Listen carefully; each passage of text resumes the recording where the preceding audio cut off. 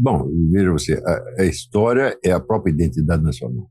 O que é a identidade nacional? É a memória coletiva de feitos realizados em comum que dão às pessoas um senso da retaguarda das suas próprias vidas, da origem dos seus valores, sentimentos, etc, etc. O ser humano não foi feito para ele ser, cada um que nasce, ser um novo Adão no paraíso, que surge do nada, né? Surge pronto e se faz a si mesmo. Isso é absolutamente impossível para o ser humano. Você vê, de todas as espécies animais, aquela que mais depende do aporte da geração anterior é o ser humano. Você vê um urso com 1 ano e meio de treinamento, ele está pronto para sair caçando e sobreviver. Um urso, um lobo, um leão. Não. O ser humano não, ele precisa ser acompanhado até os 18 anos de idade, não tem outro jeito. Então, isso quer dizer que todos os instrumentos de que ele vai dispor para lutar pela sua vida, para fazer a sua vida, ele recebe do quê? De um negócio chamado cultura. O que é a cultura? O conjunto dos bens intelectuais acumulados, intelectuais, artísticos, históricos, etc, etc. Se isso não é passado para ele, ele não sabe onde está. Ele está perdido no espaço e no tempo.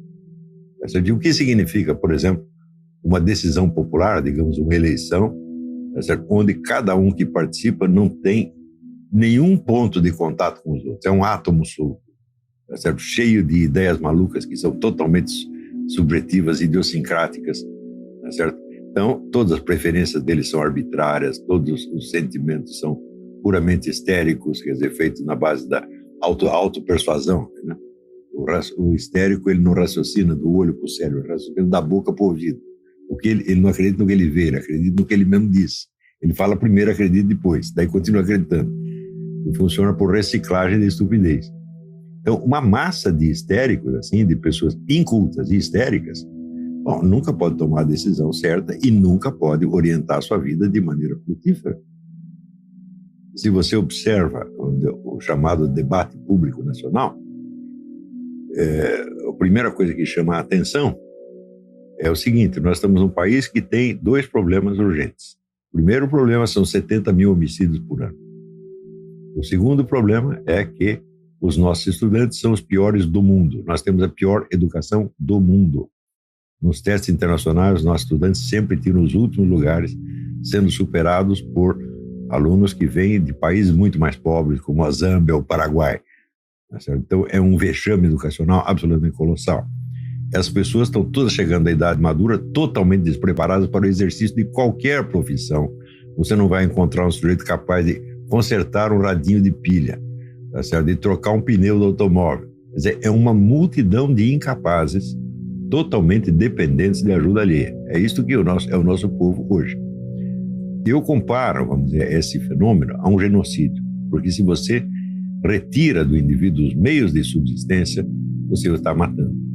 Então, em função desse desastre educacional, o que acontece? Um dia foi feita uma pesquisa entre 30 países do mundo, ricos e pobres, e em todos eles o QI médio da população sobe. Só no Brasil desce há 40 anos.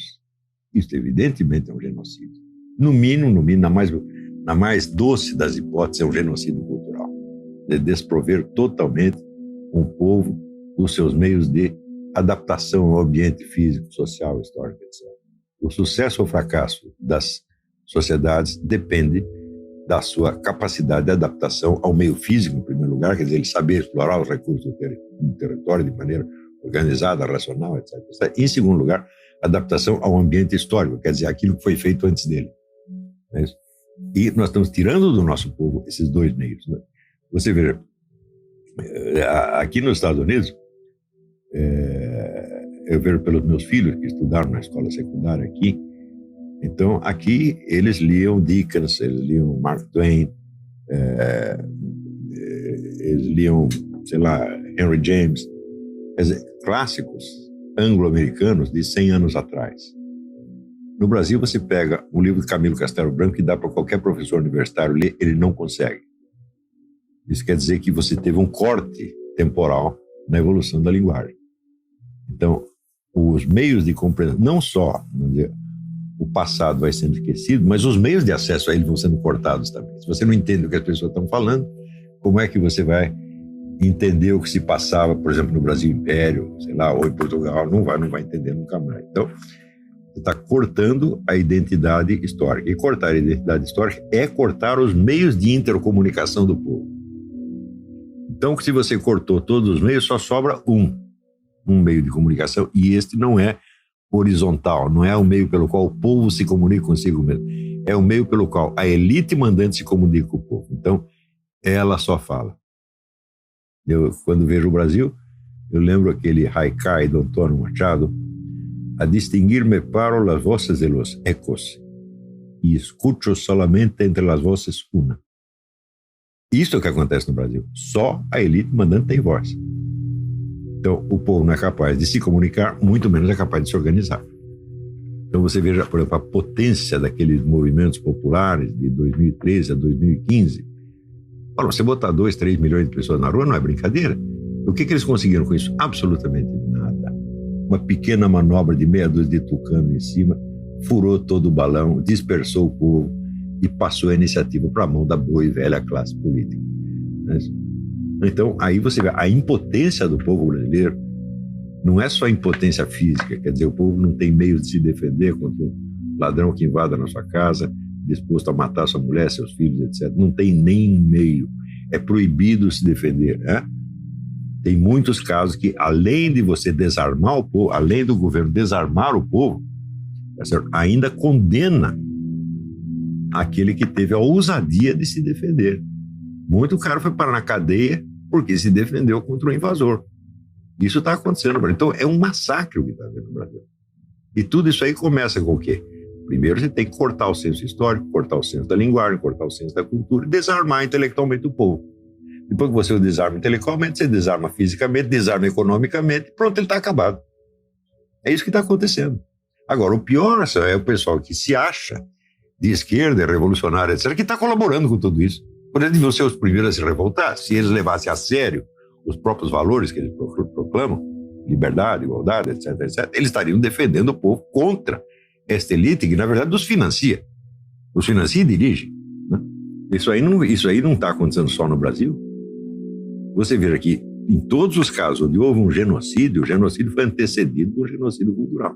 Você vê a história da Ucrânia, né? Primeira coisa que os soviéticos fizeram lá foi proibir os símbolos nacionais, foi obrigar os negros a falar em russo em vez de ucraniano e assim por diante, né? E você vai cortando, então, a cultura e o povo fica desarmado, ele perde a sua identidade. O que é identidade? É aquilo que faz com que você se sinta mais parecido, tá certo, com o seu vizinho do que com um cara que vem da Alemanha ou da Conchinchina. Então você se reconhece, são compatriotas, que têm a mesma pátria.